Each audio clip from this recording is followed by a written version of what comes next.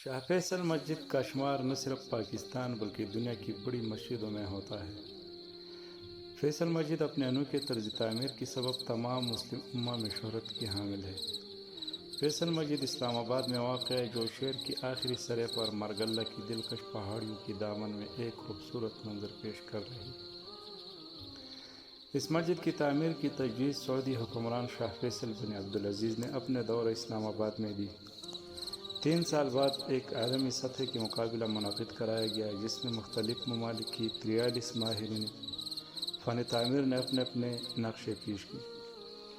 چوتھے روز ترکی کی پیش کردہ نقشہ تسلیم کر لیا گیا اور سعودی حکومت کی مالی امداد سے 1976 میں اس مسجد کی تعمیر شروع کی گئی اور مسجد کا نام شاہ فیصل کے نام سے منسوب کر دیا گیا۔ 1986 میں مسجد کا تعمیراتی کام مکمل کر لیا گیا۔ یہ مسجد کل 5000 مربع میٹر کے رقبے پر مشتمل ہے اور بیرونی احاطے کو بھی شامل کر کے اس میں تقریباً 80,000 سے زائد نمازی نماز ادا کر سکتے ہیں۔ اس کا فن تعمیر جدید تقاضوں سے ہم آہنگ ہے اور دیگر روایتی مساجد سے قدر مختلف ہے۔ اس کی شکل ایک بڑی تکونی خیمے کی طرح ہے، جس پر 4 بہت بڑے بڑے مینار جلوہ افروز ہیں۔ یہ مینار ترکی کی جدید فن تعمیر کی عکاسی کرتے ہیں، جو عام مینار کے مقابلے میں قدر باریک بنائی گئی ہے۔ یہی وجہ ہے کہ پہاڑیوں کے درمیان رات کو یہ مینار نہایت دلکش منظر پیش کرتے ہیں۔